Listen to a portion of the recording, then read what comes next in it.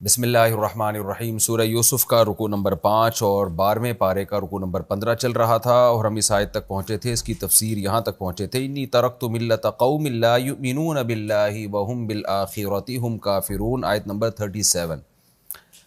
یوسف علیہ السلام نے خواب کی تعبیر بتانے سے پہلے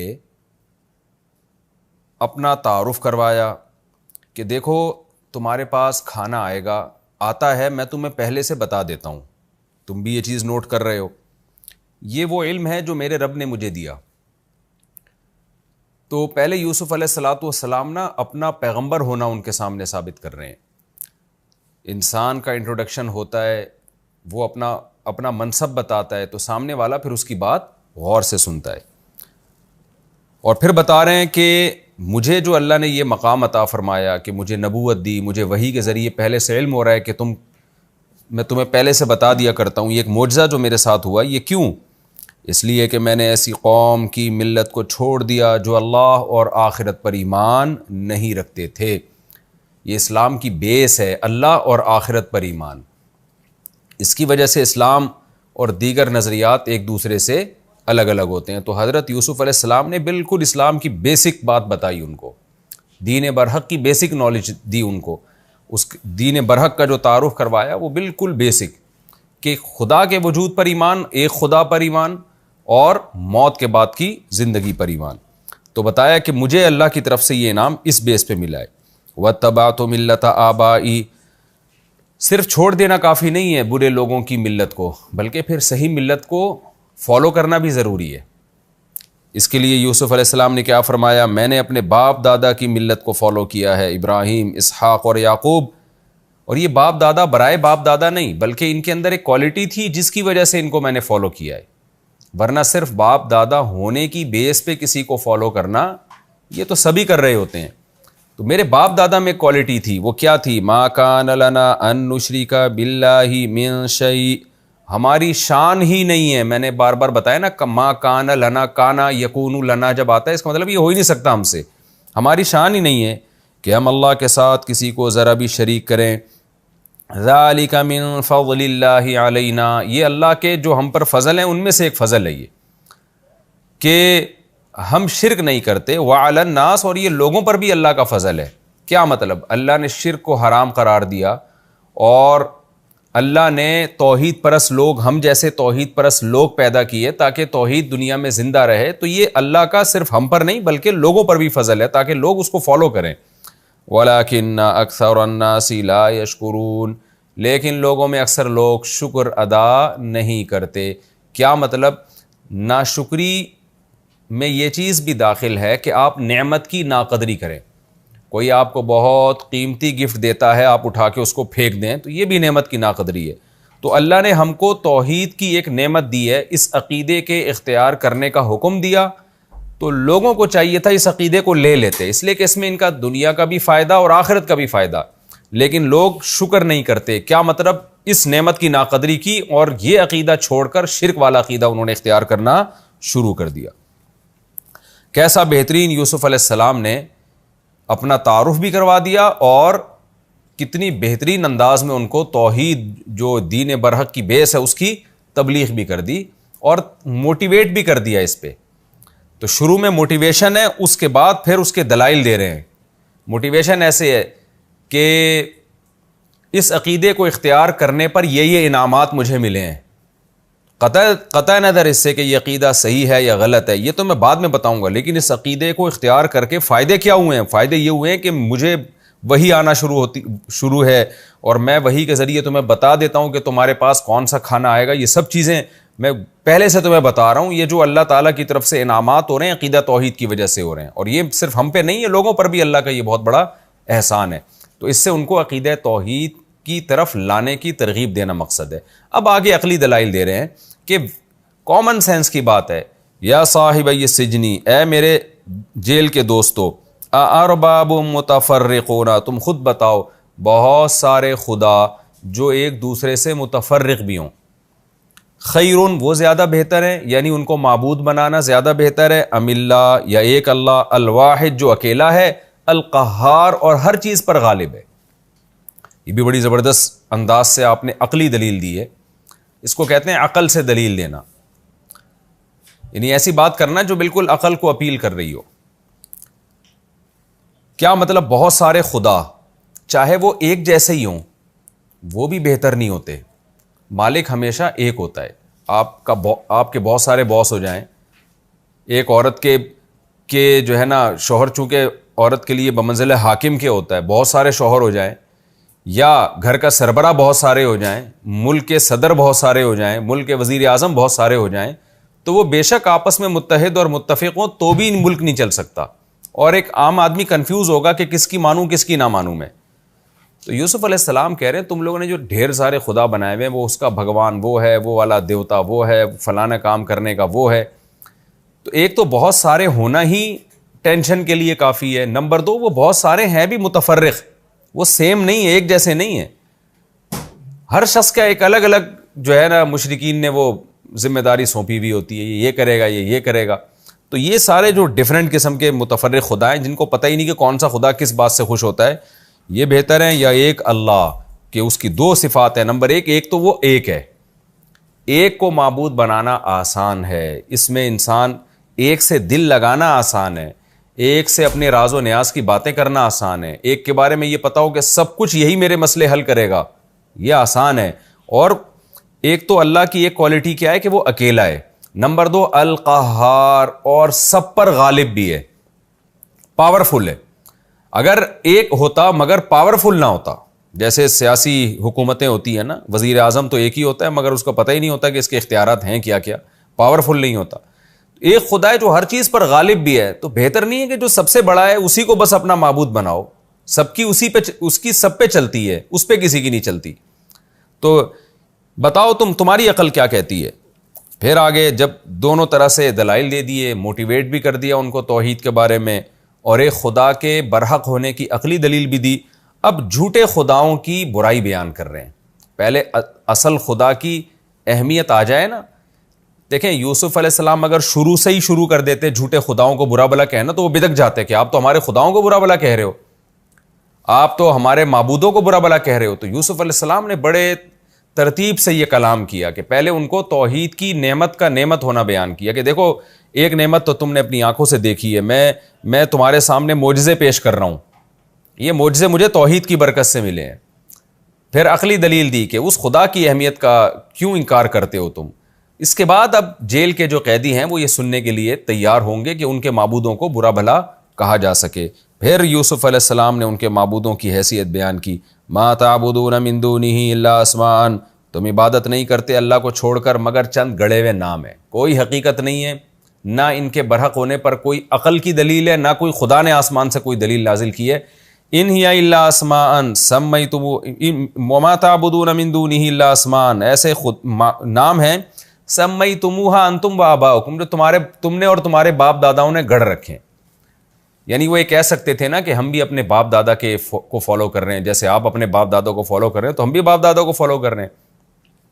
اس پہ یوسف علیہ السلام نے پہلے ہی بتا دیا کہ یہ تم نے بھی گھڑے ہوئے ہیں اور تمہارے باپ دادا نے بھی گھڑے ہوئے ہیں. تمہارے باپ دادا سیدھے دین پر ہوتے تو فالو کرتے نا، انہوں نے بھی تو ان کو اپنی طرف سے گھڑ لیا، ان کے پاس کیا دلیل ہے.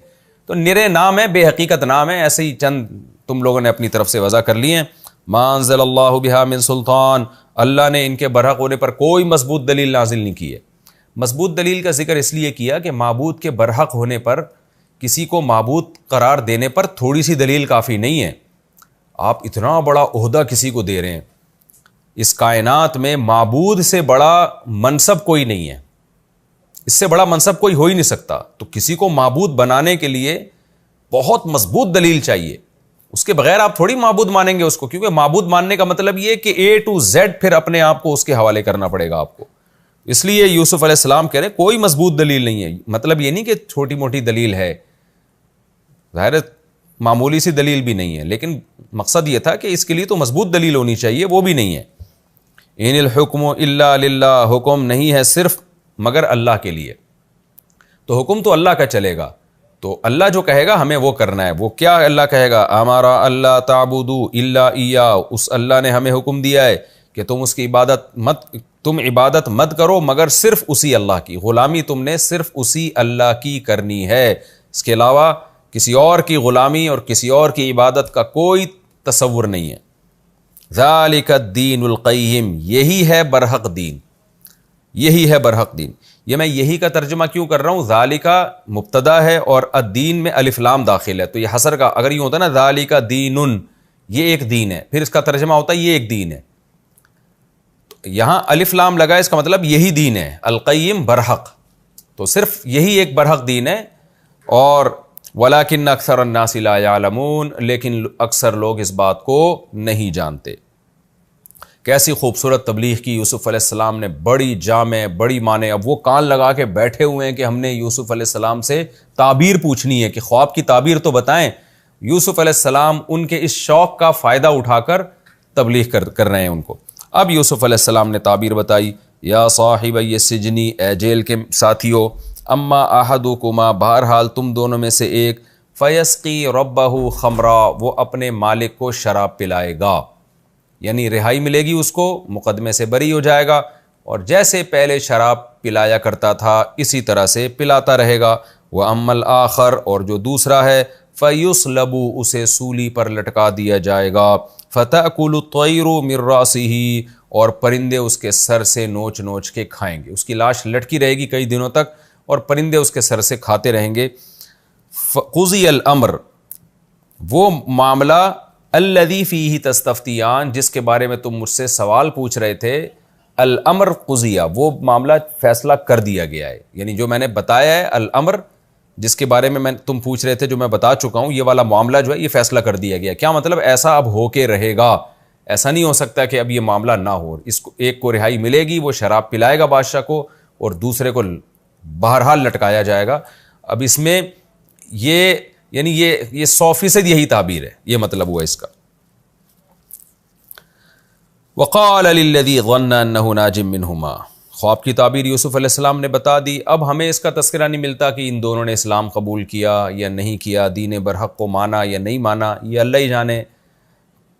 ہو سکتا ہے دونوں نے مان لیا ہو سکتا ہے دونوں نے نہ مانا ہو سکتا ہے ایک نے توحید کا اقرار کر لیا ایک نے نہ کیا، وہ ان کی قسمت.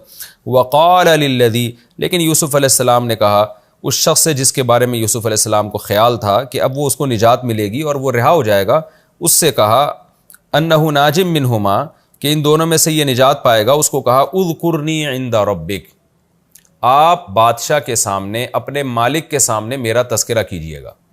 بتائیے گا کہ ایک آدمی جیل میں بے گناہ پڑا ہوا ہے، جس کو عزیز مصر نے جیل میں ڈال دیا، آپ ہی کے محل کا ایک آفیسر ہے جس نے مجھے ایک بے گناہ قیدی کو جیل میں ڈال رکھا ہے. تو بادشاہ سے تذکرہ کرنا شاید میری رہائی کی کوئی صورت بنے.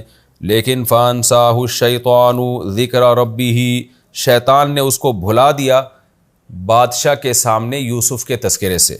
فلبث فی السجن بضع سنین، اور یوسف علیہ السلام کچھ سال مزید جیل میں رہے. یہ بھی اللہ کی طرف سے دیکھیں آزمائش ہے کہ ایک موقع ملا تھا رہائی کا، وہ بھی ہاتھ سے چلا گیا. یہ ہمارا رکوع کمپلیٹ ہوا، اس میں جو علمی نکات ہیں وہ میں بیان کرتا ہوں مختصراً، پھر ہم آگے چلتے ہیں. دیکھیں یوسف علیہ السلام جیل میں جا رہے ہیں اور قرآن کہتا ہے وَدَخَلَ مَعَهُ السِّجْنَ فَتَيَانِ، اسی زمانے میں 2 آدمی اور 2 نوجوان بھی جیل میں آئے. کس کو کیا پتا تھا کہ اللہ ان 2 نوجوانوں کے ذریعے، ان میں سے ایک کے ذریعے یوسف علیہ السلام کو رہائی دلوائے گا، اور یہ سب اللہ کی طرف سے پہلے سے طے شدہ ہے. تو قرآن سے ہمیں بار بار یہ بات سمجھ میں آتی ہے کہ دنیا میں جو کچھ ہو رہا ہے نا، جو ہو رہا ہے وہ تو ہو رہا ہے، لیکن اس کے پیچھے اللہ کی مصلحتیں کیا کیا ہیں وہ ہمیں نہیں پتا. تو ہمیں وہ کرنا ہے جو ہماری ذمہ داری ہے، اور اللہ سے ہمیں اچھی امیدیں لگانی ہے. تو یہ ایک بہت اہم میسج ہے جو ہمیں اس سے پتہ چلتا ہے. خواب آیا، ایک نے کہا کہ میں نے دیکھا کہ میں شراب نچوڑ رہا ہوں. خوابوں کی حقیقت کیا ہے؟ بار بار میں یہ حدیث بیان کر چکا ہوں. رسول اللہ صلی اللہ علیہ وسلم نے فرمایا لم یبق من النبوۃ الا المبشرات، نبوت ختم ہو گئی، خوشخبریاں باقی ہیں. وہ خوشخبریاں کیا ہے؟ الرؤیا الصالحہ، اچھے خواب.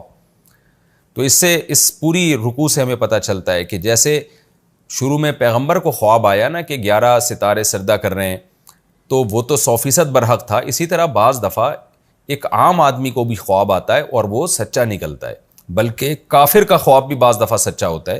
جیسے کہ یہ دونوں غیر مسلم تھے، تبھی تو یوسف علیہ السلام نے ان کو توحید کی دعوت دی. لیکن ان دونوں کا خواب 100% سچا تھا. تو غیر مسلم کو بھی سچا خواب آ سکتا ہے. اس کی بہت ساری تاریخ میں مثالیں ہیں. آج بھی ایسا ہوتا ہے. بہت سے غیر مسلم مسلمان ہوئے, انہوں نے بتایا, ان کی آپ بیتیاں لکھی ہوئی ہیں کہ ہمیں پیغمبر صلی اللہ علیہ وسلم خواب میں آئے, انہوں نے ہمیں حکم دیا کہ تم اسلام قبول کر لو. اس طرح کے بہت سارے واقعات ہیں. تو ایک نے کہا اچھا یہ ایک ہمیں بات معلوم ہوئی کہ غیر مسلم کا خواب بھی سچا ہو سکتا ہے. یہ دوسرے پوائنٹ کی بات تھی.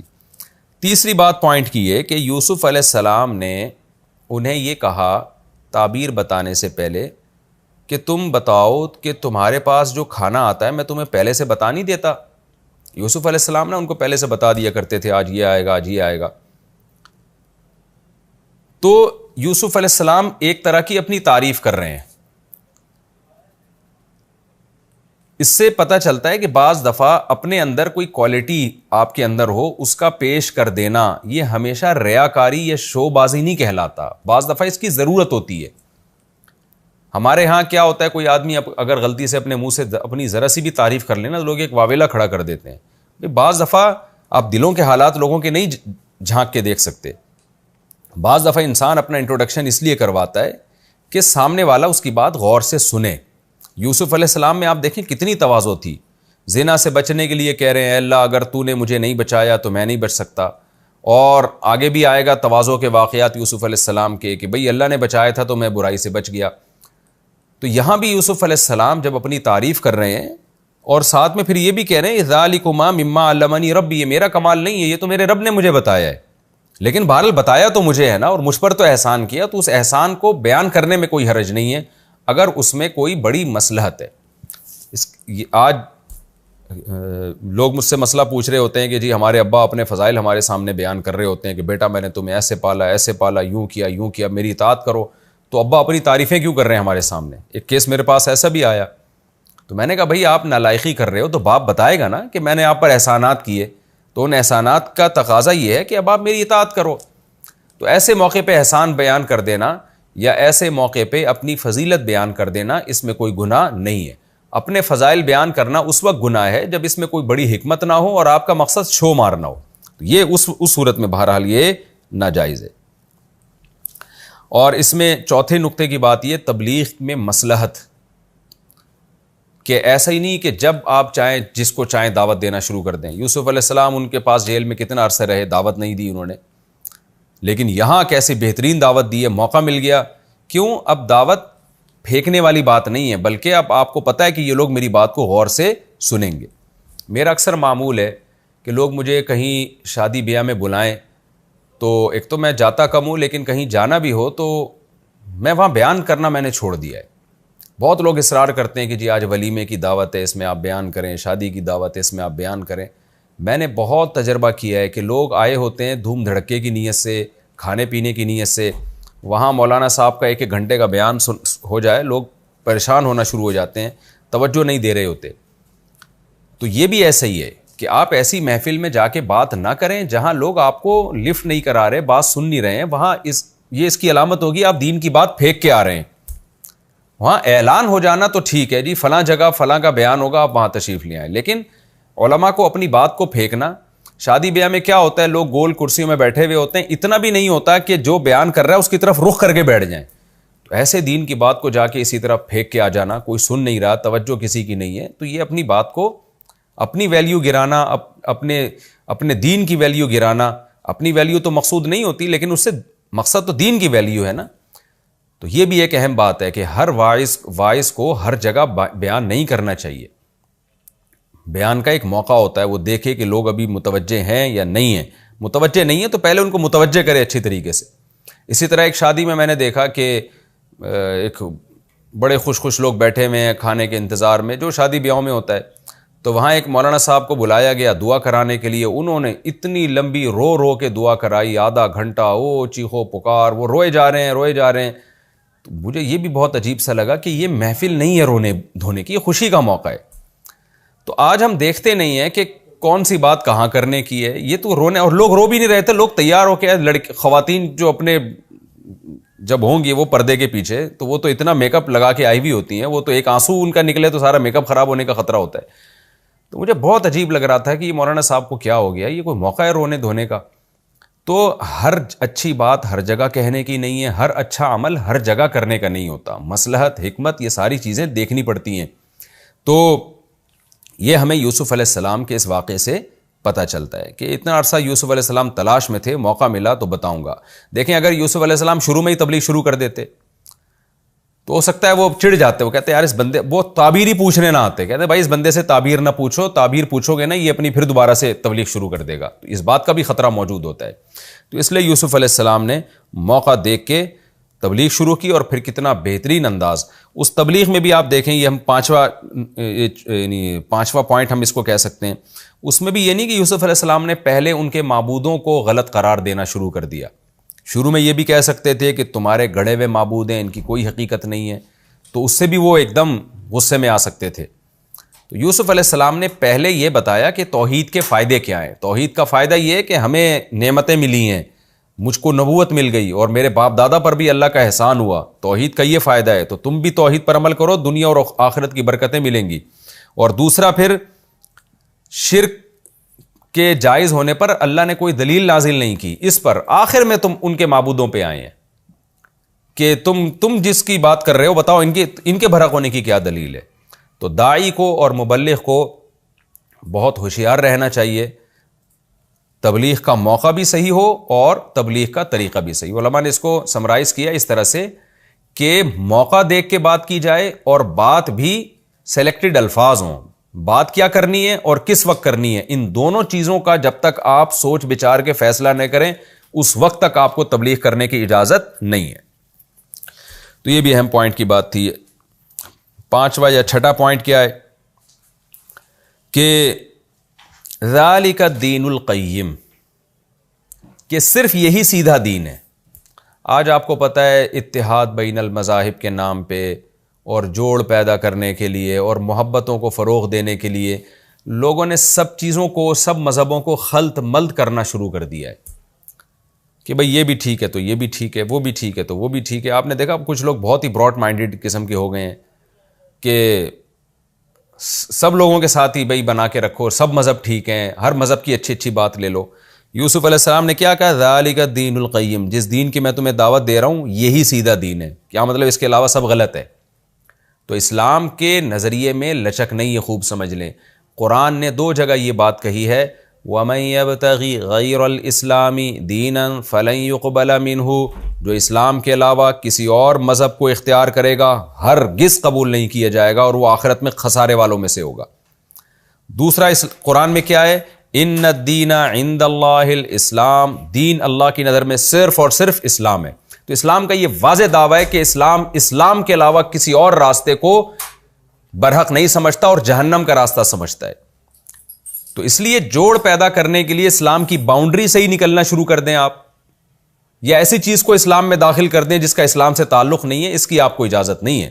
جیسے کسی کو دائرہ اسلام سے نکالنا یاد رکھیں حرام ہے, بہت بڑا جرم, ایسے ہی جو نکلا ہوا ہے نا اس کو دائرہ اسلام میں زبردستی لانا بھی غلط ہے. لانے کا مطلب یہ کہ وہ ہے مسلم نہیں اور آپ نے اس میں مسلم کا فتویٰ لگا دیا کہ مسلم ہے. تو ایسا نہیں ہے, اسلام کا ایک باؤنڈری ہے, جو اس کے اندر ہوگا تو اس کو ہم مسلم کہیں گے, جو اس کے اندر نہیں ہوگا تو جوڑ پیدا کرنے کے لیے ہم اس کو مسلم نہیں کہہ سکتے.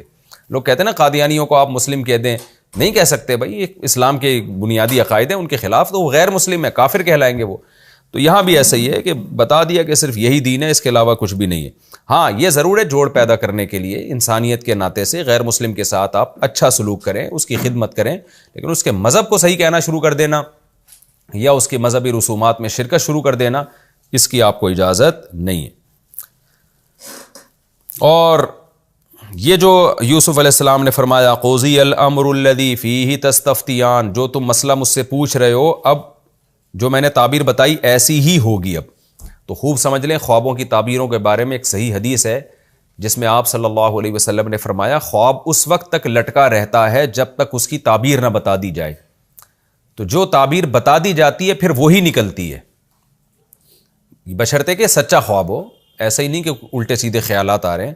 تو جب کوئی آپ کو خواب آئے نا تو آپ کسی ماہر سے تعبیر پوچھا کریں جو آپ کا خیر خواہ ہو, کیونکہ جو تعبیر بتائی جائے گی نا پھر وہی نکلتی ہے. جو آپ کے بارے میں برا سوچتے ہیں وہ چونکہ نیگیٹیوٹی ان کے سوچ میں ہوتی ہے تو وہ وہ الٹی چیز بتا رہے ہوتے ہیں, آپ کو نقصان والی چیز بتا رہے ہوتے ہیں, اس میں خطرہ ہوتا ہے کہ آپ کو نقصان نہ ہو جائے. البتہ یہ ضرور ہے, علماء نے یہ بیان کیا ہے کہ یہ جو حدیث میں آتا ہے کہ خواب کی جو تعبیر بتائی جائے وہی ہوتی ہے, یہ اس صورت میں ہے کہ جب خواب میں اس تعبیر کا احتمال بھی ہو, کوئی لنک ہو اس کا تعبیر سے. مثال کے طور پر آپ کو خواب آیا, ایک مثال دے رہا ہوں میں, آپ نے خواب میں دیکھا کہ میں بہت زیادہ دودھ پی رہا ہوں. اب اس کی بہت ساری تعبیریں ہو سکتی ہیں. دودھ جو ہے خیر کثیر ہے, ایک یعنی کامل غذا ہے, بچہ صرف دودھ ہی پہ پل رہا ہوتا ہے 2 سال تک یا 1 سال تک, تو یعنی ایک خیر کثیر سے تعبیر کیا گیا ہے. اب کوئی اس کی مختلف تعبیریں بتا رہا ہے آپ کو, جو یعنی ساری تعبیروں کا احتمال ہے, لیکن کوئی آ کے ایسی تعبیر بتاتا ہے کہ بالکل ہی کوئی الٹی تعبیر نا, جس کا دودھ سے کوئی دور دور کا تعلق ہی نہیں ہے. آپ کو خواب آیا کہ جی آپ دودھ پی رہے ہیں اور وہ آپ کو بتا دے کہ بھئی آپ کی بیوی کو طلاق ہونے والی ہے. اب اس کا دودھ سے کیا تعلق ہے بھلا؟ تو یہ اس طرح کی تعبیروں میں ایسا نہیں ہوگا کہ جو وہ تعبیر بتائے گا تو اس خواب کی پھر وہی تعبیر نکلے گی. نہ, چاہے وہ پہلے نمبر پہ بتا دے, یعنی خواب کی جو پہلی دفعہ تعبیر بتائی جاتی ہے نا وہ تعبیر درست نکلتی ہے. یہ مفہوم ہے حدیث کا. تو وہ پہلی دفعہ میں مراد وہ والی تعبیر ہے جس کی تعبیر ہونے کا احتمال بھی ہو. وہیں ادھر ادھر کی کوئی الٹی پھینک دے آ کے تو اس کو لفٹ نہیں کرانا چاہیے. ہاں ایسی تعبیر بتائے جس کا احتمال بھی ہو, یعنی یہ تعبیر بھی ہو سکتی ہے, یہ تعبیر بھی ہو سکتی ہے, یہ تعبیر بھی, جو ممکن بھی ہو وہ تعبیر اس خواب سے میچ کر رہی ہو, پھر ان میں جو تعبیر پہلے نمبر پہ بتائی جائے گی وہ تعبیر درست نکلتی ہے. تو اس لیے جب آپ کو خواب آئے اور آپ کو لگے کہ یہ سچا ہے, ہر خوابوں کی تعبیر نہ پوچھا کریں, آپ کو لگے کہ یہ سچا خواب ہے. دیکھیں جیسے جیل میں جو یہ قیدی تھے نا, ان کو تو پتہ نہیں روزانہ ہی خواب آتا ہوگا نا, خواب تو روز ہی آتا ہوگا, تھوڑی انہوں نے پوچھا یوسف علیہ السلام سے, اتنے دن یوسف علیہ السلام کے ساتھ رہے. اس دفعہ جب ان کو خواب آیا تو ان کو لگا کہ یہ کچھ ہمیں لگ رہا ہے کہ اس خواب یہ سچا خواب ہے, تو اس لیے انہوں نے آ کے تعبیر پوچھی. تو آج کیا ہوتا ہے, لوگ ہر صبح اٹھ کے پوچھ رہے ہوتے ہیں مجھے آج یہ نظر آیا, آج کوا نظر آیا, آج بلی نظر آئی, آج ماموں کو دیکھا میں نے, آج چاچو کو دیکھا, تو اوٹ پٹانگ چیزیں پوچھ رہے ہوتے ہیں. تو اگر آپ کو واقعی لگے کہ یہ کچھ لگ رہا ہے کہ یہ عام خوابوں سے ہٹ کے کوئی خواب ہے تو پھر اس کی تعبیر پوچھیں, لیکن یہ سوچ لیں کہ جو تعبیر پہلی دفعہ بتائی گئی بشرطے کہ وہ تعبیر خواب سے میچ بھی کر رہی ہو تو پھر وہی تعبیر آپ کی درست نکلے گی. تو اس لیے کسی ایسے شخص کو نہیں بتانا چاہیے جو آپ سے حسد کرتا ہو, جو آپ کو نقصان پہنچانا چاہتا ہو. وہ غلط سے میری مراد وہ ایسی تعبیر بتائے گا جو آپ کے نقصان میں جا رہی ہوگی, تو پھر آپ کو خطرہ, یعنی اس بات کا امکان ہے کہ اس تعبیر کی وہی تعبیر نہ ہو جائے, اس خواب کی وہی تعبیر نہ ہو جائے اور آپ کو کہیں نقصان نہ ہو جائے. اور آخری ایک نقطے کی بات ہمیں یہ بھی معلوم ہوتی ہے کہ دیکھیں اللہ کے نیک بندوں پر کیسی آزمائشیں آتی ہیں. بلکہ اس سے پہلے ایک بات یہ کہ یوسف علیہ السلام نے جس کے بارے میں پتا تھا کہ یہ بھی نجات پا کے جائے گا, اس سے سفارش کی کہ آپ بادشاہ کے سامنے میری رہائی کا انتظام کریں. آج ہمارے ہاں دین کا یہ تصور پیش کیا گیا ہے کہ مصیبتوں میں مبتلا رہنا, اس سے نکلنے کی کوشش نہ کرنا کوئی بہت بڑا ثواب ہے. بعض لوگوں کو ہو سکتا ہے نا یوسف علیہ السلام اللہ کی تقدیر پہ راضی رہتے, بس جیل میں ہیں تو بیٹھے رہتے, اللہ اللہ کرتے رہتے, وہاں بیٹھ کے نماز پڑھتے رہتے, تلاوت کرتے رہتے اور اللہ اللہ کرتے رہتے. اپنی رہائی کا انتظام کیوں کر رہے ہیں, کیوں سفارش کر رہے ہیں غیر مسلم سے کہ جا کے بادشاہ سے کہو کہ بھائی مجھے جیل سے نکالے؟ تو ظاہر ہے اس لیے کر رہے ہیں کہ ہمارے ذمے ہے کہ ہم اسباب اختیار کریں مصائب سے بچنے کے. تو یوسف علیہ السلام کو اندازہ ہوا کہ بھائی یہ شخص ابھی جائے گا, رہا ہوگا, اس پر میں نے احسان بھی کیا ہے, تو مجھے امید ہے میری سفارش کرے گا بادشاہ کے سامنے, مضبوط طریقے سے جا کے سفارش کرے گا. تو یوسف علیہ السلام نے اپنی رہائی کا یہ موقع ہاتھ سے جانے نہیں دیا. تو اس سے پتہ چلتا ہے کہ پریشانیوں سے بچنے کے اسباب اختیار کرنا یہ توکل کے خلاف نہیں ہے. ہاتھ پہ ہاتھ رکھ کے بیٹھے رہنا یہ انسان کے نااہل ہونے کی علامت ہے. تو وہ پریشانی جو اللہ کی طرف سے ہو اس میں آپ کو ثواب ملتا ہے, جو آپ کی حماقتوں سے ہو اس میں ثواب نہیں ملتا. اور آخری بات یہ کہ یوسف علیہ السلام نے تو اپنی رہائی کا پورا انتظام کیا. امید بھی ہو گئی تھی کہ اب میں نے خواب کی تعبیر بتائی ہے, یہ تعبیر پوری ہوگی, یہ مجھے یاد رکھے گا, کتنی امید ہو گئی ہوگی. لیکن کیا ہوا ہے, شیطان نے بھلا دیا اس کو, اور وہ امید بھی ختم ہو گئی یوسف علیہ السلام کو. سوچیے ایسے موقع پہ کوئی عام آدمی ہوتا, چاہے وہ دین پہ چلنے والا ہوتا, وہ کیا کہتا کہ بھائی اللہ تو معاذ اللہ پتہ نہیں مجھے جیل میں ڈال کے بھول ہی گیا ہے. ایک امید کی کرن ہوئی تھی چند سال کے بعد کہ میری رہائی ہوگی, اور وہ بھی اس کا بھی چانس ختم ہو گیا, اب تو نا امیدی ہی نا امیدی ہے. لیکن یوسف علیہ السلام نے مزید صبر کیا, اور ایک حرف بھی زبان سے ناشکری کا نہیں نکالا. تو اس میں ہم سب کو سبق حاصل کرنا چاہیے کہ ناکامیوں پر ناکامیاں بھی اگر ہوتی چلی جا رہی ہیں تو بھی آپ اللہ کی رحمت سے مایوس نہ ہو. آپ سمجھیں کہ اللہ آپ کو اور زیادہ نوازنا چاہتا ہے. یہ ہمارا رکوع کمپلیٹ ہوا. انشاءاللہ اب ہم سورہ یوسف کے رکوع نمبر 6 اور 12ویں پارے کے رکوع نمبر 16 کی طرف چلتے ہیں. سب سے پہلے اس رکوع کا مختصر لفظی ترجمہ ہوگا مختصر گرامر کے ساتھ، پھر انشاءاللہ اس کی تفسیر. وقال الملک انی ارا، اور کہا بادشاہ نے انی ارا، میں دیکھتا ہوں. یہاں بھی خواب مراد ہے، آگے قرینہ ہے کہ اس سے خواب مراد ہے، کیونکہ اس نے خود کہا کہ اس خواب کی تعبیر بتاؤ. میں دیکھتا ہوں یعنی خواب میں 7 بقرات، بقرہ عربی میں گائے کو کہتے ہیں، 7 کا معنی 7، سمان سمین کی جمع ہے، سمین کہتے ہیں موٹا، اس کی جمع سمان. اور ایک لفظ عربی میں ثمین، سا سے جو ثمین ہے وہ قیمتی کو کہتے ہیں، قیمتی.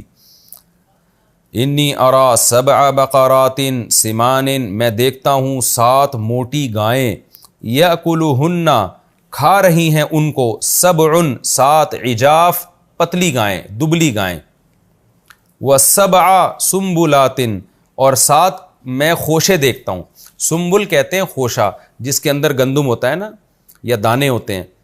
ایک تو ہوتا ہے نا نیچے وہ ٹہنی سی ہوتی ہے اس کی، جو بھی کیا کہتے ہیں پتہ نہیں اردو میں اس کو، اس کے اوپر ایک خوشہ نکل رہا ہوتا ہے جس کے اندر گندم ہوتا ہے. اس کو بالی بھی کہتے ہیں، بالیاں، 7 بالیاں، خضرن، سرسبز، اخضر عربی میں ہرے کو کہتے ہیں، خضر اس کی جمع آتی ہے، گنبد خضرا آپ نے سنا ہوگا نا. وَأُخَرَ، اور کچھ دوسری میں دیکھتا ہوں، یابسات، خشک، یابس خشک کو کہتے ہیں، خشک.